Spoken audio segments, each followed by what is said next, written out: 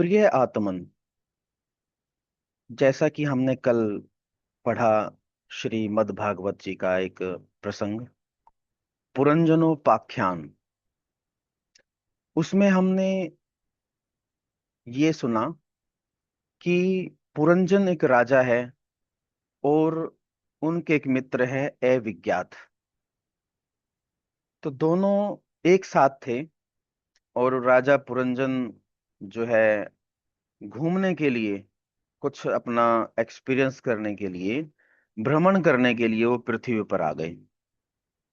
और फिर उन्होंने एक नगर देखा, बड़ा ही विचित्र नगर, जिसके परकोटे थे, बगीचे थे, अटारियां थी, बहुत ही सुंदर।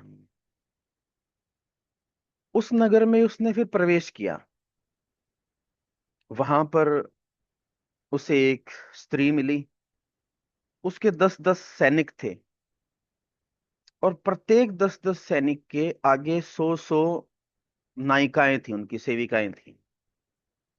और 5 फन वाला एक सांप था, जो कि उस नगर का द्वारपाल था, उसकी रक्षा करता था।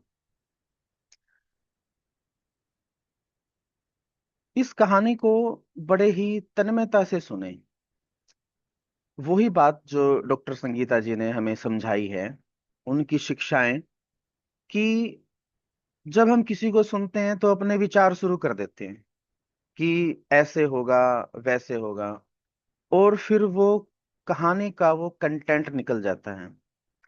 मैं ये सभी बातें जो है बाद में एक्सप्लेन करूंगा। पहले सिर्फ इस कहानी का एंजॉय कीजिए, इसको सुनिए, सब कुछ छोड़कर। और फिर लास्ट में अपने आप से वो क्वेश्चन करना जिसकी हम प्रैक्टिस कर रहे थे कि मैं कौन हूं। फिर आंसर आएगा। जिसका भी आंसर नहीं आ रहा था शायद आ जाए। तो वो जो राजा पुरंजन थे वो अपनी स्त्री से बहुत प्रेम करते थे। उनके उनके प्रति उनकी आसक्ति रह हो गई कि आ, मैं इसके बगैर एक पल भी नहीं रह सकता। एक दिन क्या हुआ, राजा पुरंजन रथ पर बैठकर पंचप्रस्थ नामक वन में शिकार खेलने के लिए चला गया। अब उस रथ के 2 बम्ब थे, ईश दंड जिसको बोलते हैं। 2 पहिए थे, एक धुरी और 3 ध्वज ध्वज दंड, 5 डोरियां थी, एक लगाम थी। मैं इसको बाद में एक्सप्लेन करूंगा, एक बार सुनते जाइए। और एक सारथी था उस रथ में, और 2 जुएं थी जिससे वो जुड़ा हुआ था। 5 उसमें हथियार थे और एक बैठने का स्थान था। 7 उसके आवरण थे। वह रथ इतना अद्भुत था कि 5 प्रकार की चालों से वो चलता था। लेकिन राजा पुरंजन तो अपनी पत्नी को एक क्षण के लिए भी नहीं छोड़ सकता था। लेकिन उस दिन क्या हुआ, उस दिन उसने अपनी पत्नी की भी परवाह ना की और शिकार खेलने के लिए चला गया। राजा के अंदर आसुरी वृत्ति बढ़ गई थी। तो वो उसने किसी पर भी दया नहीं आई और उसने निर्दोष जो पशु पक्षी जानवर हैं उनको मारना उसने शुरू कर दिया। लेकिन विद्वान जो है इस प्रकार का आचरण, जो विद्वान इस प्रकार का आचरण करता है, मतलब अपना मनमाना कर्म करके और मनुष्य अभिमान के वशीभूत होकर, मतलब अहम अहम के अंदर आकर जो है ना, वो कर्मों में फिर वो बंध जाता है। और फिर इस प्रकार वो संसार चक्र में पड़ता है और उसकी विवेक बुद्धि नष्ट हो जाने से वो अधम योनियों में जन्म लेता है। इस प्रकार पशुओं का उसने वध करते करते राजा पुरंजन बहुत बुरी तरह से थक गया और फिर वो महल में वापस आ गया। वहां आते ही उसको फिर अपनी पत्नी की याद आई और वो उसे महल में ढूंढे। जैसे हम घर में जो है ना, कोई पुरुष जो है चला जाता है, मतलब कहीं घूमने के लिए, ठीक है, पत्नी को साथ नहीं लेके गया या फिर उसको बिना बताए चला गया। तो फिर वो वापस आता है तो फिर उसका मुंह फूला हुआ मिलता है। ठीक है कि जो है ना जी, आप मुझे नहीं लेकर गए। इस तरह रानी ने भी जो है ना अपना मुंह फुला लिया, नाराज हो गई। वो महल में नौकर चाकर से पूछे कि रानी कहाँ है, लेकिन किसी ने नहीं बताया कि रानी तो कोप भवन में थी। तो वो कहने लगा कि घर में माता या पत्नी ना हो तो वह घर बिना पहिए के रथ के समान हो जाता है। तो सेविकाओं ने कहा कि पता नहीं आज रानी ने क्या उनके मन में है, वो तो बाल बिखेरे हुए, ठीक है, और जो है ना बेसुध पड़ी है। तो नारद जी इसमें कहते हैं कि राजन, उस स्त्री के संग से राजा पुरंजन का विवेक नष्ट हो चुका था,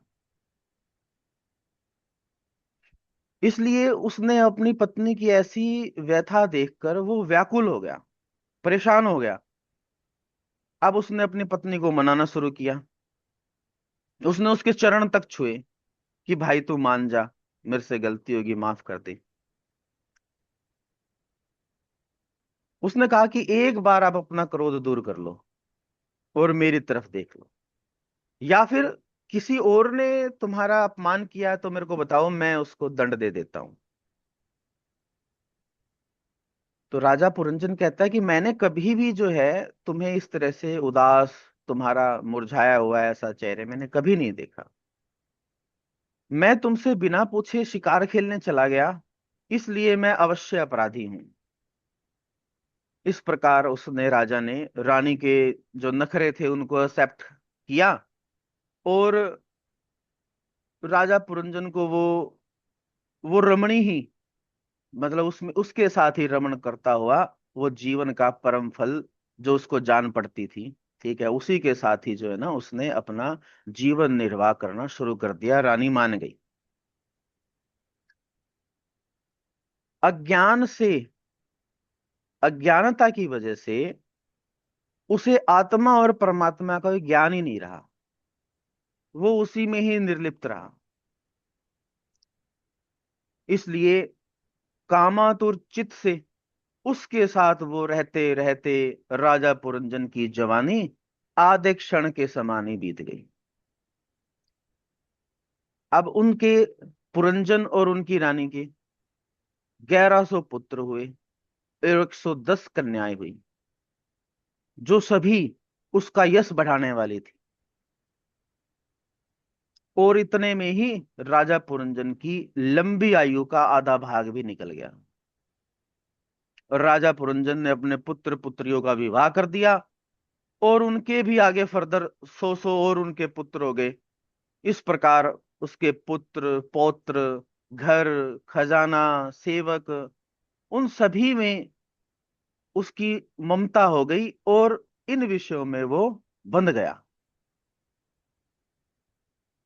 जैसे हमारे दैनिक जीवन में एक भरा पूरा परिवार होता है, इस प्रकार वह जीवन भर आत्मा का कल्याण करने वाली कर्मों की ओर से वो असावधान हो गया।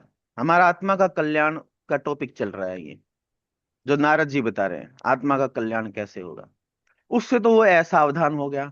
लेकिन वो कुटुंब पालन में ही व्यस्त रहा, कुटुंब को पालने में ही, मैं और मेरा।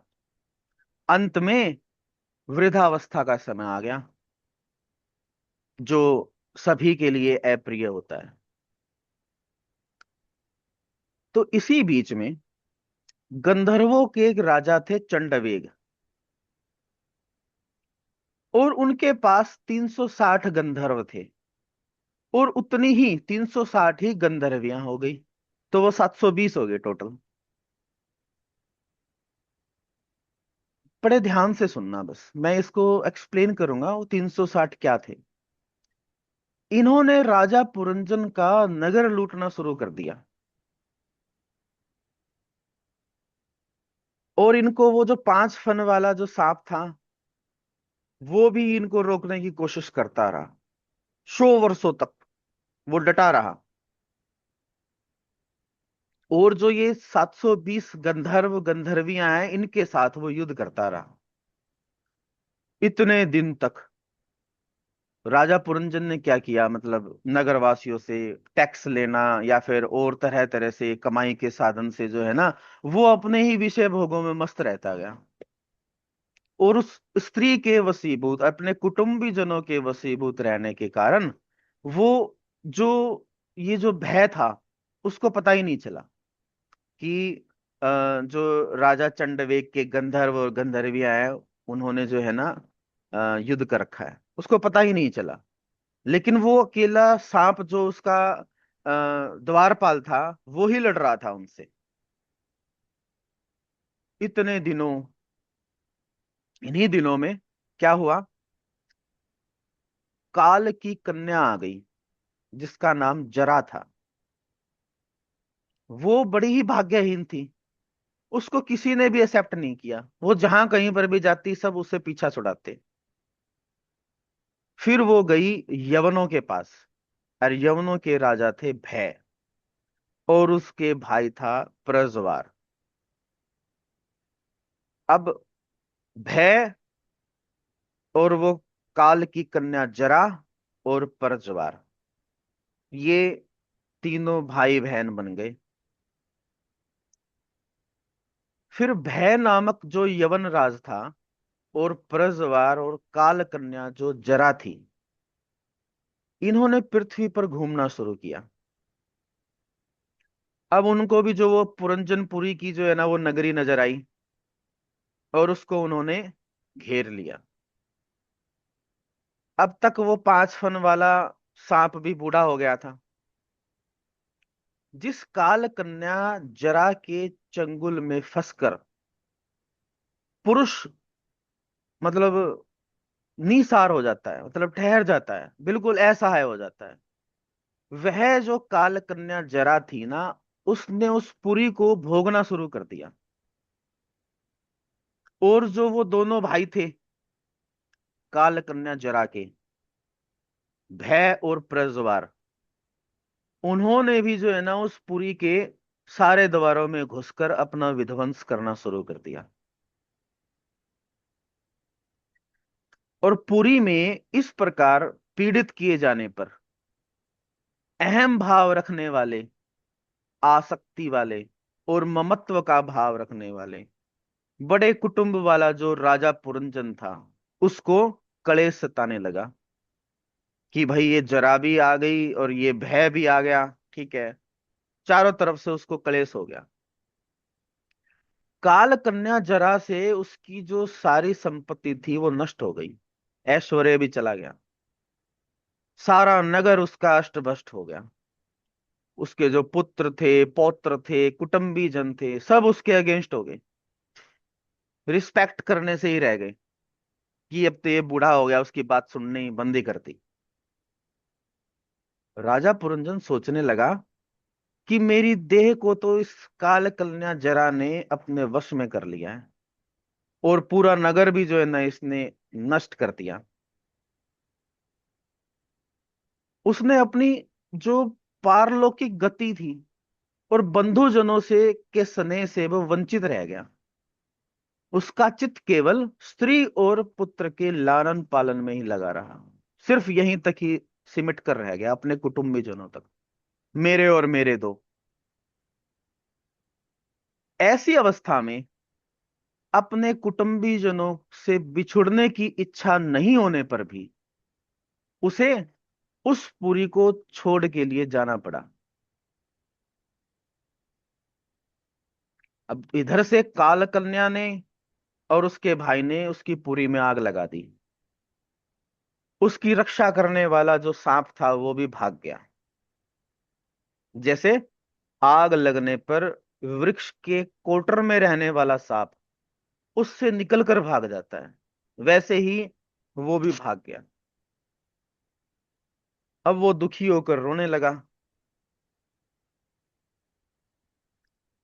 घर में आसक्त पुरंजन देह गेह में पड़ा हुआ मेरे और मेरेपन का ही भाव रखने से वो बुद्धिहीन हो गया।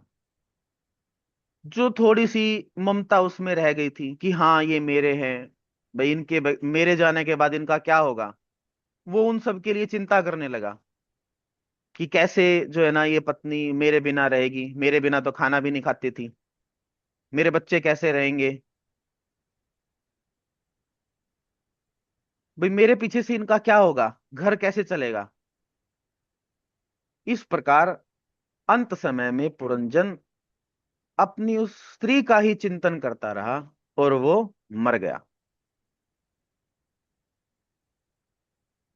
उस मरते टाइम भी राजा ने अपने उस पुराने मित्र का, जो शुरू शुरू में था अविज्ञात, उसको भी याद नहीं किया। अब स्त्री में ही आसक्ति होने से राजा को दूसरा जन्म हुआ। राजा पुरंजन एक विदर्भ राज के घर उसका कन्या के रूप में जन्म हो गया। और इस तरह से जब वो बड़ी हुई तो विदर्भ राज ने उसका विवाह मल्लध्वज से कर दिया। एक राजा थे मल्लध्वज, उनके साथ कर दिया। तो राजा को मल्लध्वज बड़े विद्वान थे और उन्होंने अपना सब कुछ राजपाट छोड़कर और वन में ध्यान समाधि के लिए चले गए वो। और जो इनकी ये पत्नी थी, जो पुरंजन का जो अगला जन्म था कन्या के रूप में हुआ था, वो उनकी सेवा शुश्रूषा करती रही। एक दिन मल्लध्वज ने भी जो है ना समाधि में बैठे बैठे ही अपने प्राण त्याग दिए। लेकिन उनकी पत्नी को पता ही नहीं चला, कई दिन तक वो उनकी सेवा करती रही। लेकिन उन्होंने एक दिन उनके चरण छुए, तब उनको पता चला कि इनका शरीर तो गर्म नहीं है, ठंडा है। तो फिर वो उस वन के अंदर जोर जोर से रोने लगी कि भी ये क्या हो गया। उन्होंने फिर उसकी चिता बनाई और वो सब रखा और खुद सती होने का उन्होंने निश्चय कर दिया। ये वही है राजा पुरंजन, जिनका अगला जन्म कन्या के रूप में हुआ था। तो वो जैसे ही सती होने जा रही थी, इतने में ही जो है ना एक आत्मज्ञानी पुरुष वहां आए और उन्होंने उसे रोक लिया। तो उस कन्या ने कहा कि भी तुम कौन हो। उसने बताया कि मैं वही तुम्हारा पुराना मित्र अविज्ञात हूं। तुम पृथ्वी का भोग भोगने के लिए निवास स्थान की खोज में मुझे छोड़कर चले गए थे। हम दोनों हजारों वर्षों से बिना किसी निवास के साथ साथ रह रहे थे, लेकिन तुम विषय भोगों की इच्छा से मुझे छोड़कर पृथ्वी पर चले आए। ये अविज्ञात उस पुरंजन के रूप में जो आई हुई है स्त्री, उसको बता रहे हैं।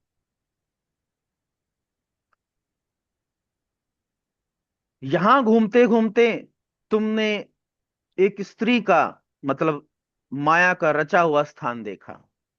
उसमें 5 बगीचे थे, 9 दरवाजे थे, एक द्वारपाल था, 3 परकोटे थे, 6 वैश्य कुल थे, 5 बाजार थे।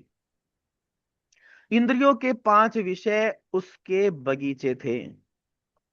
9 इंद्रिय छिद्र के द्वार थे। और जो 3 परकोटे थे वो थे तेज, जल और अन्न। मन और 5 ज्ञानेंद्रियां, ये 6 थे वैश्य कुल। और जो क्रिया शक्ति रूप कर्मेंद्रियां थी, वो 5 बाजार थे। 5 भूत ही उसके कभी खत्म नहीं होने वाले उपादान कारण थी। बुद्धि शक्ति ही उसकी जो स्वामिनी, जो रानी है, वो थी।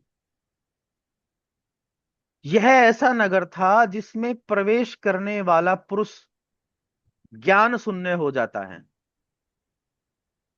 वो अपने स्वरूप को ही भूल जाता है, नगर की स्वामिनी के चक्कर में पड़ने से। तुम्हारी यह दुर्दशा हुई है। देखो, तुम ना किसी के पुत्री हो और ना ही पत्नी हो, और ना ही तुम पुरंजन हो। यह सब मेरी ही फैलाई हुई माया है। वास्तव में तुम ना पुरुष हो ना स्त्री हो, हम दोनों हंस हैं। हमारा जो वास्तविक रूप है उसका अनुभव करो। जो मैं, वो उसका मित्र बोल रहा है अविज्ञात, जो मैं यानी कि ईश्वर हूं, वही तुम जीव हो। तुम मुझसे अलग नहीं हो, मैं भी वही हूं जो तुम हो।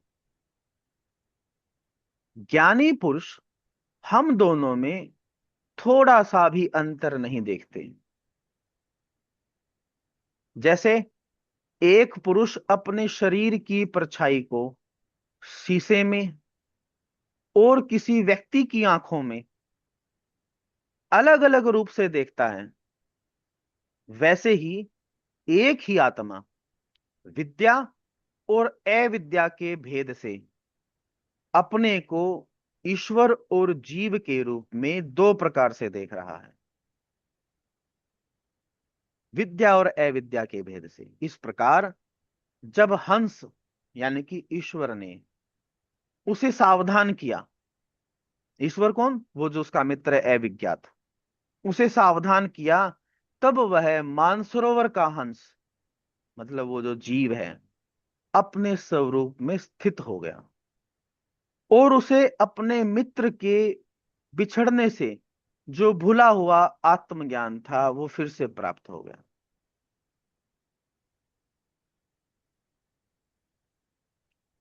जैसे हम सभी वही हायर कॉन्शियसनेस से जब आए हैं, ये अविज्ञात वो हायर कॉन्शियसनेस है और हम वो जीव हैं। ये मित्रों, मैंने तुम्हें ये परोक्ष रूप से आत्मज्ञान का दिग्दर्शन कराया। ये एक तरह से नारद जी प्राचीन बही को ये बात बता रहे हैं। तो ये बात सुनकर राजा प्राचीन बही ने कहा कि नारद जी, मेरी समझ में आपके वचनों का अभिप्राय पूरा पूरा नहीं आया। विवेकी पुरुष ही उसको समझ सकता है, और जो कर्म में मोहित जीव है वो इसको इतनी आसानी से नहीं समझ सकता। तो मित्रों, आज इतना ही। अब कल इसका सारा सारांश मैं आपको बताऊंगा कि वो कितने परकोटे में क्या है, कितने वो छिद्र कौन से हैं, कौन से द्वार हैं, वो 5 फन वाला नाग क्या है, रथ क्या है। ठीक है, इसके बारे में कल सारे विस्तार से बात करेंगे।